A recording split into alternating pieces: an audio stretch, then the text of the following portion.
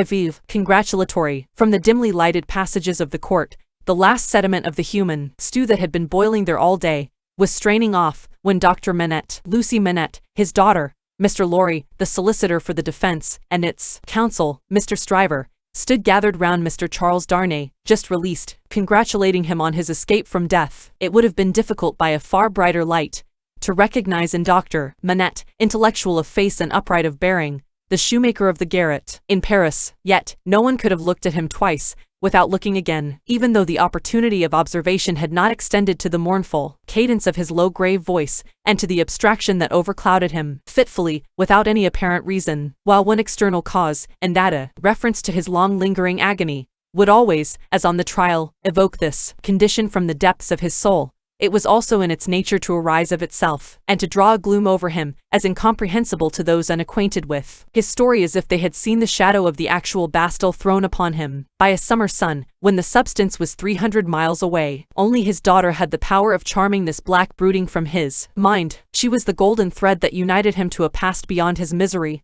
and to a present beyond his misery, and the sound of her voice, the light of her face, the touch of her hand, had a strong beneficial influence with him almost always. Not absolutely always, for she could recall some occasions on which her power had failed, but they were few and slight, and she believed them over. Mr. Darnay had kissed her hand fervently and gratefully, and had turned to Mr. Stryver, whom he warmly thanked. Mr. Stryver, a man of little more than 30, but looking 20 years older than he was, stout, loud, red, bluff, and free from any drawback of delicacy, had a pushing way of shouldering himself into companies and conversations that argued well for his shouldering his way up in life. He still had his wig and gown on, and he said, squaring himself at his late client to that degree that he squeezed the innocent Mr. Lorry clean out of the group, "I am glad to have brought you off with honor, Mr. Darnay. It was an infamous prosecution, grossly infamous, but not the less likely to succeed on that account. You have laid me under an obligation to you for life, in two senses," said his late client, taking his hand. "I have done my best for you, Mr. Darnay, and my best is as good as another man's, I believe," it clearly being incumbent on someone to say, "Much better," Mr. Lorry said it, perhaps not quite disinterestedly, but with the interested object of squeezing himself back again. "You think so," said Mr. Stryver. "Well, you have been present all day, and you ought to know. You are a man of business, too, and as such," quoth Mr. Lorry, whom the counsel learned in the law had now shouldered back into the group, just as he had previously shouldered him out of it, "as such I will appeal to Dr. Manette to break up this conference and order us all to our homes. Miss Lucy looks ill. Mr. Darnay has had a terrible day. We are worn out." "Speak for yourself, Mr. Lorry," said Stryver. "I have a night's work to do yet." "Speak for yourself." "I speak for myself," answered Mr. Lorry, "and for Mr. Darnay, and for Miss Lucy, and Miss Lucy. Do you not think I may speak for us all?" He asked her the question pointedly, and with a glance at her father. His face had become frozen, as it were, in a very curious look at Darnay, an intent look, deepening into a frown of dislike and distrust, not even unmixed with fear. With this strange expression on him his thoughts had wandered away. "My father," said Lucy, softly laying her hand on his. He slowly shook the shadow off, and turned to her. "Shall we go home, my father?" With a long breath, he answered yes. The friends of the acquitted prisoner had dispersed, under the impression, which he himself had originated, that he would not be released that night. The lights were nearly all extinguished in the passages, the iron gates were being closed with a jar and a rattle, and the dismal place was deserted until tomorrow morning's interest of gallows, pillory, whipping post, and branding iron should repeople it. Walking between her father and Mr. Darnay, Lucy Manette passed into the open air. A hackney coach was called, and the father and daughter departed in it. Mr. Stryver had left them in the passages to shoulder his way back to the robing rooms. Another person, who had not joined the group or interchanged a word with any one of them, but who had been leaning against the wall where its shadow was darkest, had silently strolled out after the rest, and had looked on until the coach drove away. He now stepped up to where Mr. Lorry and Mr. Darnay stood upon the pavement. "So, Mr. Lorry, men of business may speak to Mr. Darnay now." Nobody had made any acknowledgement of Mr. Carton's part in the day's proceedings. Nobody had known of it. He was unrobed, and was none the better for it in appearance. If you knew what a conflict goes on in the business mind, when the business mind is divided between good-natured impulse and business appearances, you would be amused, Mr. Darnay. Mr. Lorry reddened, and said, warmly, "You have mentioned that before, sir. We men of business, who serve a house, are not our own masters. We have to think of the house more than ourselves. I know, rejoined Mr. Carton, carelessly. Don't be nettled, Mr. Lorry. You are as good as another, I have no doubt. Better, I dare say. And indeed, sir, pursued Mr. Lorry, not minding him, I really don't know what you have to do with the matter. If you'll excuse me, as very much your elder, for saying so, I really don't know that it is your business. Business, bless you, I have no business, said Mr. Carton. It is a pity you have not, sir. I think so, too. If you had, pursued Mr. Lorry, perhaps you would attend to it. Lord love you, no, I shouldn't, said Mr. Carton. Well, sir, cried Mr. Lorry, thoroughly heated by his indifference, business is a very good thing, and a very respectable thing, and, sir, if business imposes its restraints and its silences and impediments, Mr. Darnay as a young gentleman of generosity knows how to make allowance for that circumstance. Mr. Darnay, good night, God bless you, sir. I hope you have been this day preserved for a prosperous and happy life. Chair there, perhaps a little angry with himself, as well as with the barrister, Mr. Lorry bustled into the chair, and was carried off to Tellson's. Carton, who smelt of port, wine, and did not appear to be quite sober, laughed then, and turned to Darnay. This is a strange chance that throws you and me together. This must be a strange night to you, standing alone here with your counterpart on these street stones. I hardly seem yet, returned Charles Darnay, to belong to this world again. I don't wonder at it. It's not so long since you were pretty far advanced on your way to another. You speak faintly. I begin to think I am faint. Then why the devil don't you dine? I dined, myself, while those numbskulls were deliberating which world you should belong to, this, or some other. Let me show you the nearest tavern to dine well at. Drawing his arm through his own, he took him down Ludgate Hill to Fleet Street, and so, up a covered way, into a tavern. Here, they were shown into a little room, where Charles Darnay was soon recruiting his strength with a good plain dinner and good wine, while Carton sat opposite to him at the same table, with his separate bottle of port before him, and his fully half-insolent manner upon him. Do you feel, yet, that you belong to this terrestrial scheme again, Mr. Darnay? I am frightfully confused regarding time and place, but I am so far mended as to feel that it must be an immense satisfaction. He said it bitterly, and filled up his glass again, which was a large one. As to me, the greatest desire I have is to forget that I belong to it. It has no good in it for me, except wine like this, nor I for it. So we are not much alike in that particular. Indeed, I begin to think we are not much alike in any particular. You and I, confused by the emotion of the day, and feeling his being there with this double of coarse deportment, to be like a dream. Charles Darnay was at a loss how to answer, finally, answered not at all. Now your dinner is done, Carton presently said.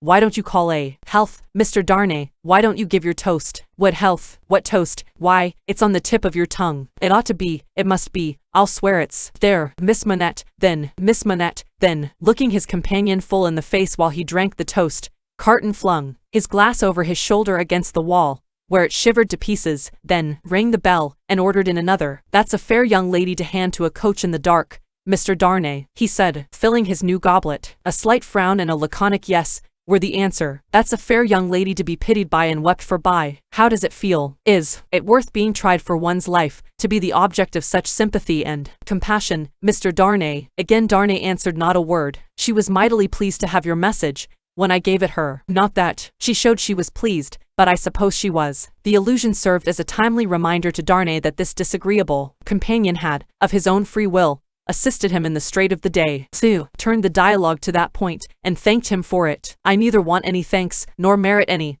was the careless rejoinder. It was nothing to do, in the first place, and I don't know why I did it, in the second. Mr. Darnay, let me ask you a question. Willingly, and a small return for your good offices. Do you think I particularly like you? Really, Mr. Carton, returned the other, oddly disconcerted. I have not asked myself the question, but ask yourself the question now. You have acted as if you do, but I don't think you do. I don't think I do, said Carton. I begin to have a very good opinion of your understanding. Nevertheless, pursued Darnay, rising to ring the bell, there is nothing in that, I hope, to prevent my calling the reckoning, and our parting without ill blood on either side. Carton rejoining, nothing in life. Darnay rang. Do you call the whole reckoning? Said Carton, on his answering in the affirmative. Then bring me another pint of this same wine, drawer, and come and wake me at 10. The bill being paid, Charles Darnay rose and wished him good night. Without returning the wish, Carton rose too, with something of a threat of defiance in his manner, and said, a last word, Mr. Darnay.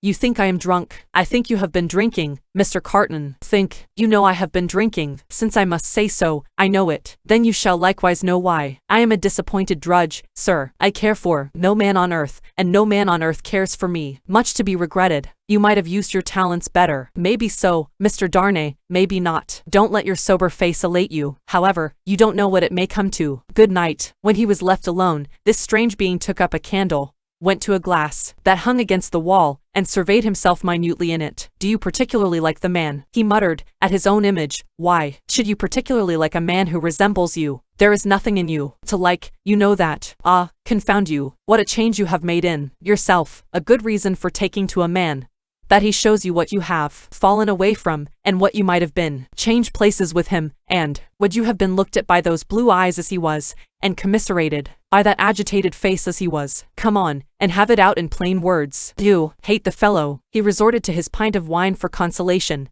drank it all in a few minutes, and fell asleep on his arms, with his hair straggling over the table, and a long, winding sheet in the candle dripping down upon him. The Jackal. Those were drinking days, and most men drank hard. So very great is the improvement time has brought about in such habits, that a moderate statement of the quantity of wine and punch which one man would swallow in the course of a night, without any detriment to his reputation as a perfect gentleman, would seem, in these days, a ridiculous exaggeration. The learned profession of the law was certainly not behind any other learned profession in its bacchanalian propensities. Neither was Mr. Stryver, already fast shouldering his way to a large and lucrative practice, behind his compeers in this particular, any more than in the drier parts of the legal race. A favourite at the Old Bailey, and eke at the Sessions, Mr. Stryver had begun cautiously to hew away the lower staves of the ladder on which he mounted. Sessions and Old Bailey had now to summon their favourite, specially, to their longing arms, and shouldering itself towards the visage of the Lord Chief Justice. In the Court of King's Bench, the florid countenance of Mr. Stryver might be daily seen, bursting out of the bed of wigs,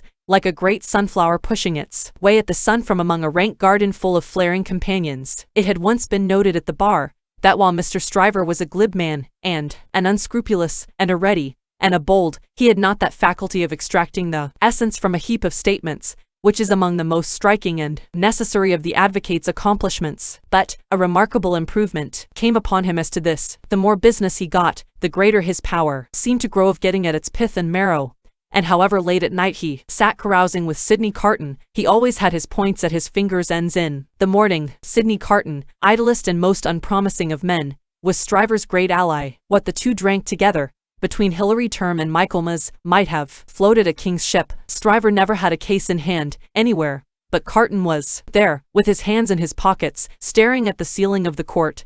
They went the same circuit, and even there they prolonged their usual orgies late into the night, and Carton was rumoured to be seen at broad day, going home stealthily and unsteadily to his lodgings, like a dissipated cat. At last, it began to get about, among such as were interested in the matter, that although Sidney Carton would never be a lion, he was an amazingly good jackal, and that he rendered suit and service to Stryver in that humble capacity. 10 o'clock, sir, said the man at the tavern, whom he had charged to wake him. 10 o'clock, sir, what's the matter? 10 o'clock, sir, what do you mean? 10 o'clock at night? Yes, sir, your honor told me to call you. Oh, I remember. Very well, very well. After a few dull efforts to get to sleep again, which the man dexterously combated by stirring the fire continuously for 5 minutes, he got up, tossed his hat on, and walked out. He turned into the Temple, and, having revived himself by twice pacing the pavements of King's Bench Walk and Paper Buildings, turned into the Stryver chambers. The Stryver clerk, who never assisted at these conferences,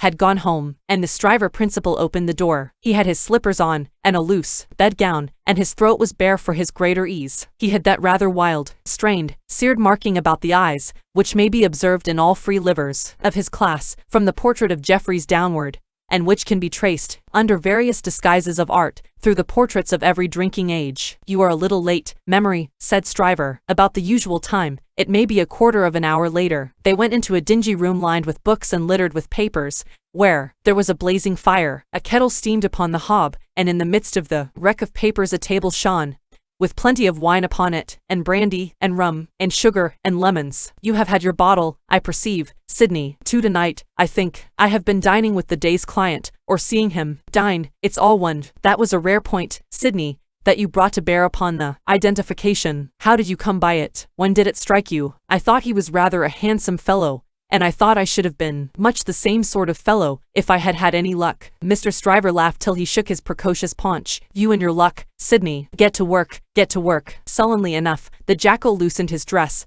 went into an adjoining room, and came back with a large jug of cold water, a basin, and a towel or two. Steeping the towels in the water, and partially wringing them out, he folded them on his head in a manner hideous to behold, sat down at the table, and said, Now, I am ready. Not much boiling down to be done tonight. Memory, said Mr. Stryver, gaily, as he looked among his papers. How much? Only 2 sets of them. Give me the worst first. There they are, Sydney, fire away. The Lion then composed himself on his back on a sofa on one side of the drinking table, while the Jackal sat at his own paper-bestrewn table proper, on the other side of it, with the bottles and glasses ready to his hand. Both resorted to the drinking table without stint, but each in a different way, the Lion for the most part reclining with his hands in his waistband, looking at the fire, or occasionally flirting with some lighter document, the Jackal, with knitted brows, and intent face, so deep in his task, that his eyes did not even follow the hand he stretched out for his glass, which often groped about,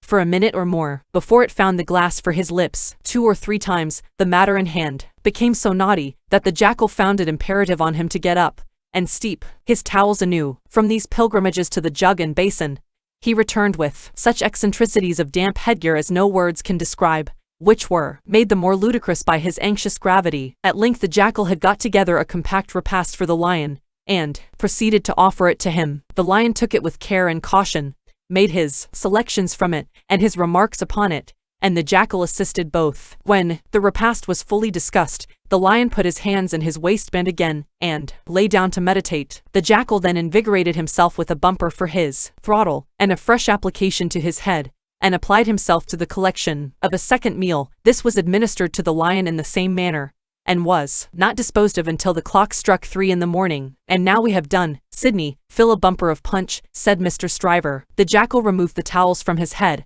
which had been steaming again, shook himself, yawned, shivered, and complied. You were very sound, Sydney, in the matter of those Crown witnesses today. Every question told. I always am sound, am I not? I don't gainsay it. What has roughened your temper? Put some punch to it, and smooth it again. With a deprecatory grunt, the Jackal again complied. The old Sydney Carton of old Shrewsbury School, said Stryver, nodding his head over him as he reviewed him in the present and the past. The old seesaw, Sydney, up one minute and down the next, now in spirits and now in despondency. Returned the other, sighing. Yes, the same Sydney, with the same luck. Even then, I did exercises for other boys, and seldom did my own. And why not? God knows. It was my way, I suppose. He sat, with his hands in his pockets and his legs stretched out before him, looking at the fire. Carton, said his friend, squaring himself at him with a bullying air, as if the fire grate had been the furnace in which sustained endeavor was forged, and the one delicate thing to be done for the old Sydney Carton of old Shrewsbury School was to shoulder him into it. Your way is, and always was, a lame way. You summon no energy and purpose. Look at me. Oh, botheration, returned Sydney, with a lighter and more good-humored laugh. Don't you be moral. How have I done what I have done? Said Stryver. How do I do what I do? Partly through paying me to help you, I suppose. But it's not worth your while to apostrophize me, or the air about it. What you want to do, you do. You were always in the front rank, and I was always behind. I had to get into the front rank. I was not born there, was I? I was not present at the ceremony, but my opinion is you were, said Carton. At this, he laughed again, and they both laughed. Before Shrewsbury, and at Shrewsbury, and ever since Shrewsbury, pursued Carton, you have fallen into your rank, and I have fallen into mine. Even when we were fellow students in the student quarter of Paris, picking up French, and French law, and other French crumbs that we didn't get much good of, you were always somewhere, and I was always nowhere. And whose fault was that? Upon my soul, I am not sure that it was not yours. You were always driving, and riving and shouldering and passing, to that restless degree that I had no chance for my life but in rust and repose. It's a gloomy thing, however, to talk about one's own past, with the day breaking. Turn me in some other direction, before I go. Well then, pledge me to the pretty witness, said Stryver, holding up his glass. Are you turned in a pleasant direction? Apparently not, for he became gloomy again. Pretty witness, he muttered, looking down into his glass. I have had enough of witnesses today and tonight. Who's your pretty witness? The picturesque doctor's daughter, Miss Minette, she pretty, is she not? No, why, man alive, she was the admiration of the whole court, wrought the admiration of the whole court, who made the Old Bailey a judge of beauty. She was a golden-haired doll. Do you know, Sydney, said Mr. Stryver, looking at him with sharp eyes, and, slowly drawing a hand across his florid face, do you know, I rather thought, at the time, that you sympathized with the golden-haired doll, and were quick to see what happened to the golden-haired doll, quick to see what happened. If a girl, doll or no doll, swoons within a yard or two of a man's nose, he can see it without a perspective glass. I pledge you, but I deny the beauty, and now I'll have no more drink, I'll get to bed. When his host followed him out on the staircase with a candle, to light him down the stairs, the day was coldly looking in through its grimy windows. When he got out of the house, the air was cold and sad, the dull sky overcast, the river dark and dim, the whole scene like a lifeless desert, and wreaths of dust were spinning round and round before the morning blast, as if the desert sand had risen far away, and the first spray of it in its advance had begun to overwhelm the city, waste forces within him, and a desert all around.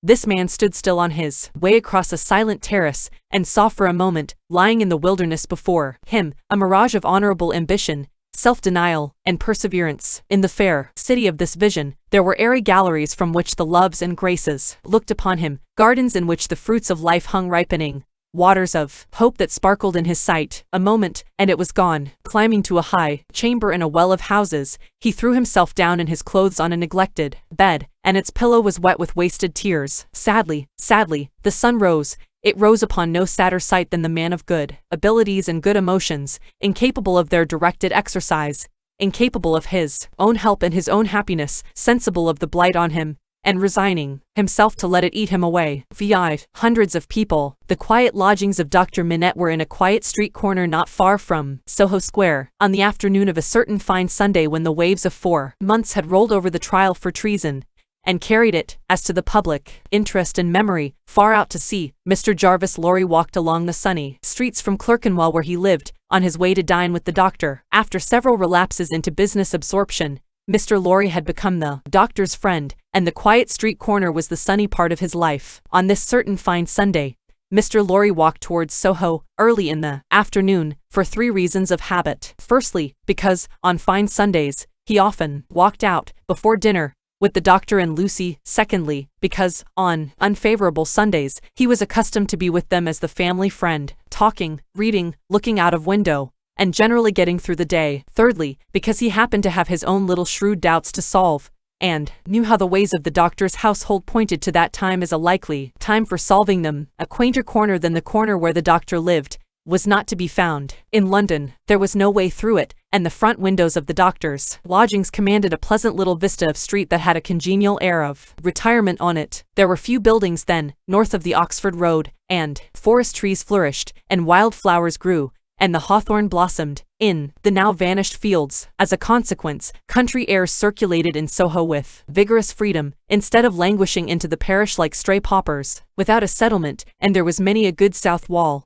not far off, on which the peaches ripened in their season. The summer light struck into the corner brilliantly in the earlier part of the day, but, when the streets grew hot, the corner was in shadow, though not in shadow so remote but that you could see beyond it into a glare of brightness. That was a cool spot, staid but cheerful, a wonderful place for echoes, and a very harbor from the raging streets. There ought to have been a tranquil bark in such an anchorage, and there was. The doctor occupied 2 floors of a large stiff house, where several callings purported to be pursued by day, but whereof little was audible any day, and which was shunned by all of them at night. In a building at the back, attainable by a courtyard where a plane tree rustled its green leaves, church organs claimed to be made, and silver to be chased, and likewise gold to be beaten by some mysterious giant who had a golden arm starting out of the wall of the front hall, as if he had beaten himself precious, and menaced a similar conversion of all visitors. Very little of these trades, or of a lonely lodger rumored to live upstairs, or of a dim coach trimming maker asserted to have a counting house below, was ever heard or seen. Occasionally, a stray workman putting his coat on traversed the hall, or a stranger peered about there,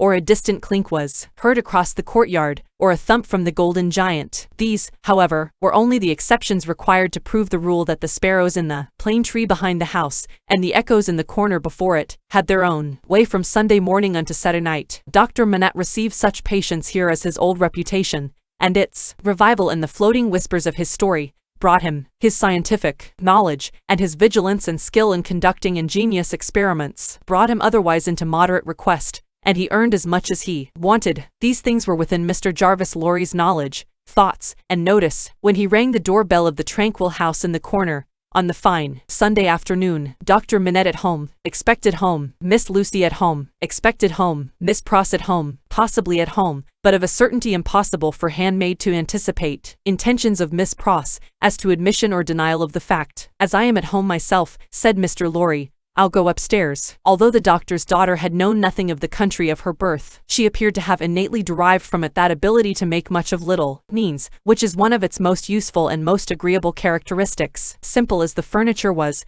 it was set off by so many little adornments, of no value but for their taste and fancy, that its effect was delightful. The disposition of everything in the rooms, from the largest object to the least, the arrangement of colors, the elegant variety and contrast obtained by thrift in trifles, by delicate hands, clear eyes, and good sense, were at once so pleasant in themselves, and so expressive of their originator, that, as Mr. Lorry stood, looking about him, the very chairs and tables seemed to ask him, with something of that peculiar expression which he knew so well by this time, whether he approved. There were 3 rooms on a floor, and, the doors by which they communicated being put open that the air might pass freely through them all, Mr. Lorry, smilingly observant of that fanciful resemblance which he detected all around him, walked from one to another. The first was the best room, and in it were Lucy's birds, and flowers, and books, and desk, and work table, and box of water-colors. The second was the doctor's consulting room, used also as the dining room. The third, changingly speckled by the rustle of the plane tree in the yard, was the doctor's bedroom, and there, in a corner, stood the disused shoemaker's bench and tray of tools, much as it had stood on the 5th floor of the dismal house by the wine shop, in the suburb of Saint Antoine in Paris. I wonder, said Mr. Lorry, pausing in his looking about, that he keeps that reminder of his sufferings about him. And why wonder at that? Was the abrupt inquiry that made him start. It proceeded from Miss Pross, the wild red woman, strong of hand, whose acquaintance he had first made at the Royal George Hotel at Dover, and had since improved. I should have thought, Mr. Lorry began. Pooh, you'd have thought, said Miss Pross, and Mr. Lorry left off. How do you do? Inquired that lady then, sharply, and yet as if to express that she bore him no malice. I am pretty well, I thank you, answered Mr. Lorry, with meekness. How are you? Nothing to boast of, said Miss Pross. Indeed. Indeed, said Miss Pross. I am very much put out about my ladybird. Indeed. For gracious sake say something else besides indeed, or you'll fidget me to death, said Miss Pross, whose character was shortness. Really, then, said Mr. Lorry, as an amendment. Really is bad enough, returned Miss Pross, but better. Yes, I am very much put out. May I ask the cause? I don't want dozens of people who are not at all worthy of ladybird to come here looking after her, said Miss Pross. Do dozens come for that purpose? Hundreds, said Miss Pross. It was characteristic of this lady as of some other people before her time, and since that whenever her original proposition was questioned, she exaggerated it. Dear me, said Mr. Lorry, as the safest remark he could think of. I have lived with the darling, or the darling has lived with me, and paid me for it, which she certainly should never have done. You may take your affidavit. If I could have afforded to keep either myself or her for nothing, since she was 10 years old, and it's really very hard, said Miss Pross. Not seeing with precision what was very hard,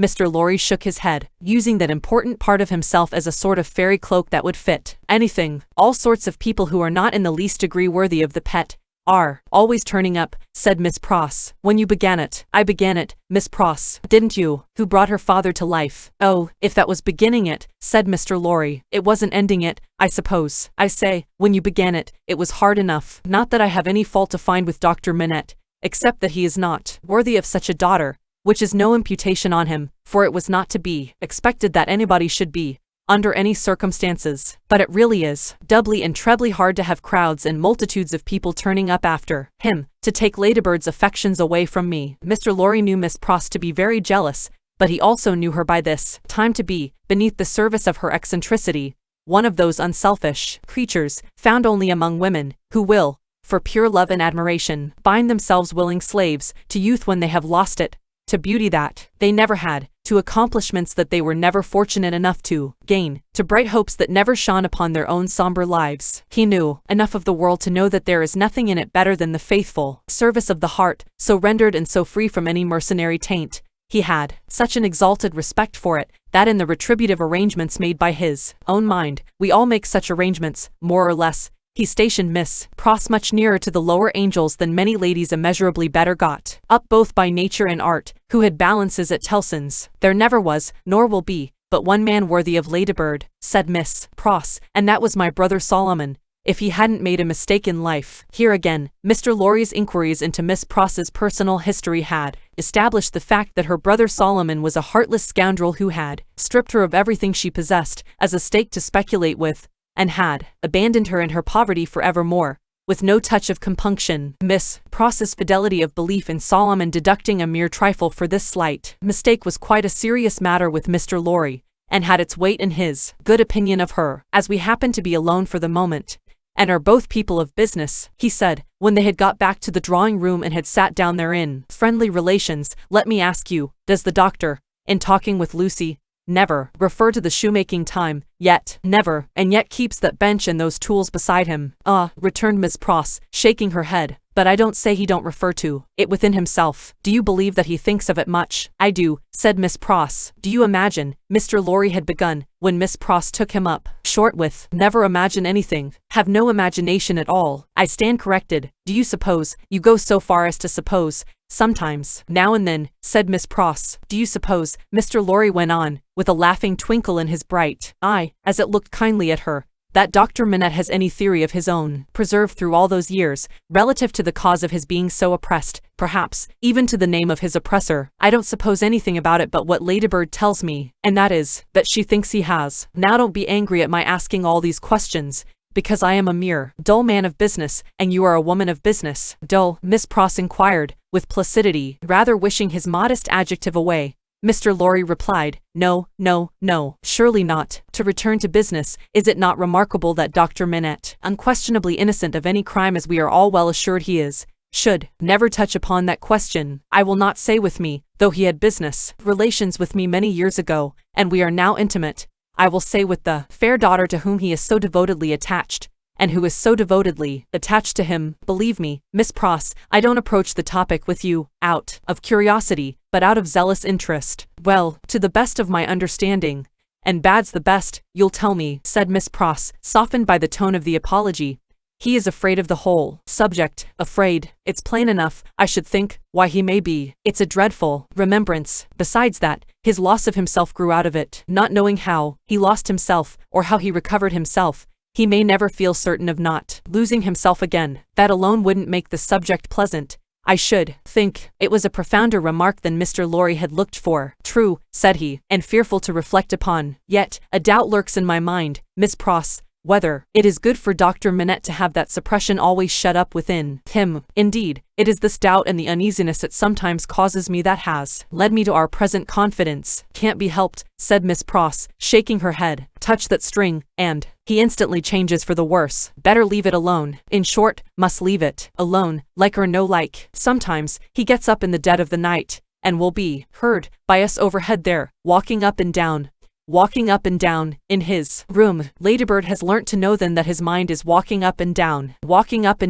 in his old prison. She hurries to him, and they go on, together, walking up and down, until he is composed. But he never says a word of the true reason of his restlessness to her, and she finds it best not to hint at it to him. In silence they go walking up and down together, till her love and company have brought him to himself. Notwithstanding Miss Pross's denial of her own imagination, there was a perception of the pain of being monotonously haunted by one sad idea in her repetition of the phrase, walking up and down, which testified to her possessing such a thing. The corner has been mentioned as a wonderful corner for echoes. It had begun to echo so resoundingly to the tread of coming feet, that it seemed as though the very mention of that weary pacing to and fro had set it going. Here they are, said Miss Pross, rising to break up the conference, and now, we shall have hundreds of people pretty soon. It was such a curious corner in its acoustical properties, such a peculiar ear of a place, that as Mr. Lorry stood at the open window, looking for the father and daughter whose steps he heard, he fancied they would never approach. Not only would the echoes die away, as though the steps had gone,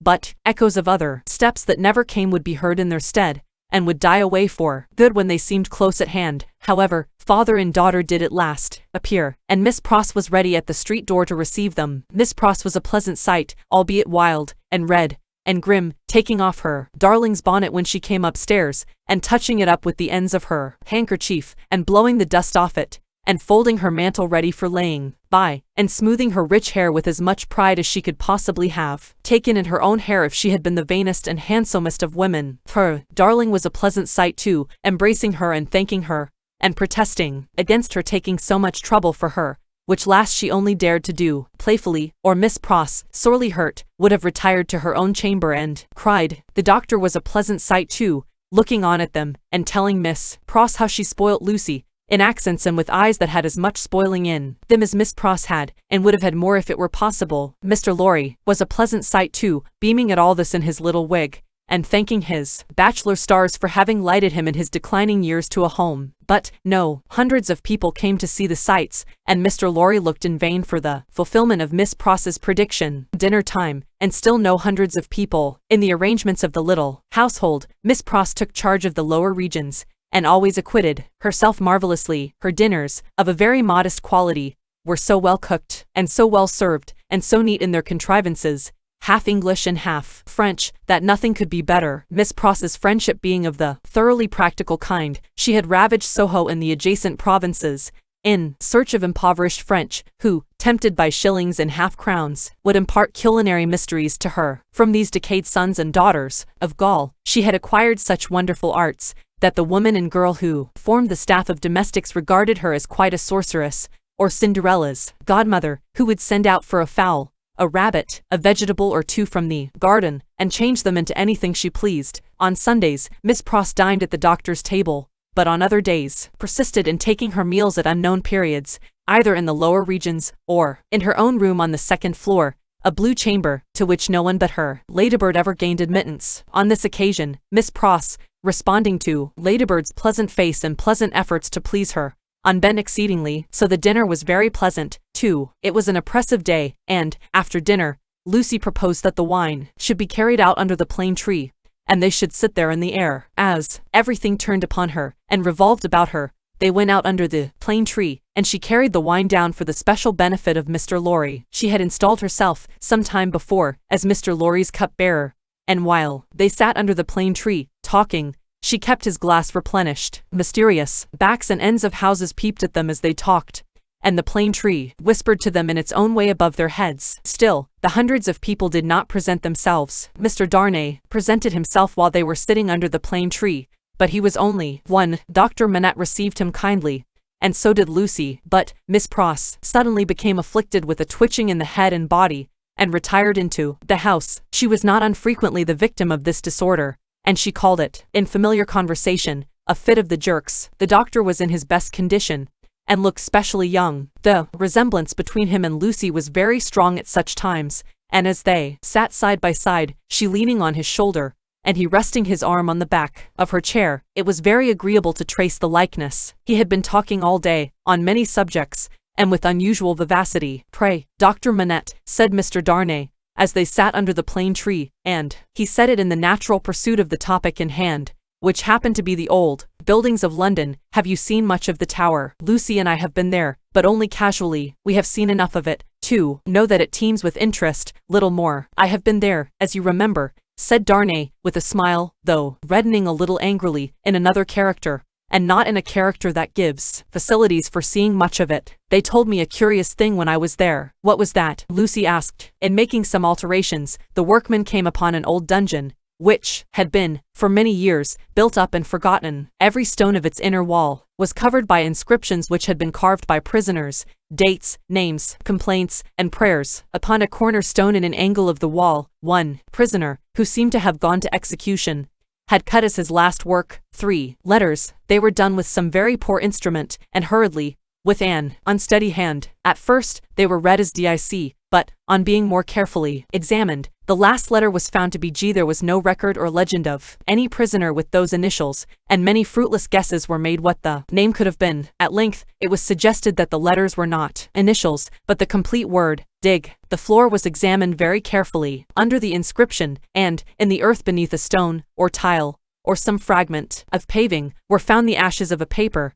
mingled with the ashes of a small leathern case or bag. What the unknown prisoner had written will never be read, but he had written something, and hidden it away to keep it from the jailer. "My father," exclaimed Lucy, "you are ill." He had suddenly started up, with his hand to his head. His manner and his look quite terrified them all. "No, my dear, not ill. There are large drops of rain falling, and they made me start. We had better go in." He recovered himself almost instantly. Rain was really falling in large drops, and he showed the back of his hand with rain drops on it. But he said not a single word in reference to the discovery that had been told of, and, as they went into the house, the business eye of Mr. Lorry either detected, or fancied it, detected, on his face, as it turned towards Charles Darnay, the same singular look that had been upon it when it turned towards him in the passages of the court house. He recovered himself so quickly, however, that Mr. Lorry had doubts of his business eye. The arm of the golden giant in the hall was not more steady than he was, when he stopped under it to remark to them that he was not yet proof against slight surprises,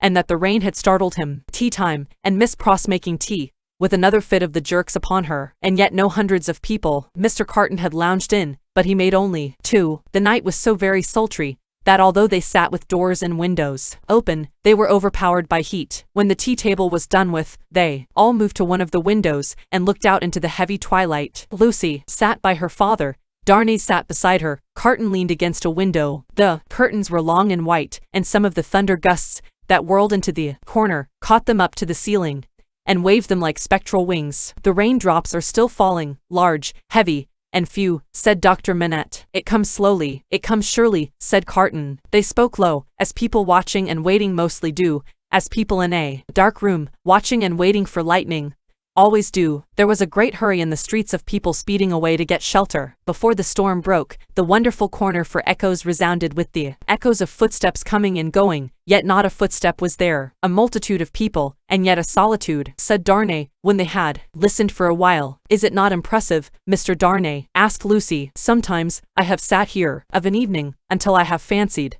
but even the shade of a foolish fancy makes me shudder tonight, when all is so black and solemn. Let us shudder too. We may know what it is. It will seem nothing to you. Such whims are only impressive as we originate them. I think they are not to be communicated. I have sometimes sat alone here, of an evening, listening, until I have made the echoes out to be the echoes of all the footsteps that are coming by and by into our lives. There is a great crowd coming one day into our lives, if that be so, Sydney." Carton struck in his moody way. The footsteps were incessant, and the hurry of them became more and more rapid. The corner echoed and re-echoed with the tread of feet, some, as it seemed, under the windows, some, as it seemed, in the room, some coming, some going, some breaking off, some stopping altogether, all in the distant streets, and not one within sight. Are all these footsteps destined to come to all of us, Miss Manette, or are we to divide them among us? I don't know, Mr. Darnay. I told you it was a foolish fancy, but you asked for it. When I have yielded myself to it, I have been alone,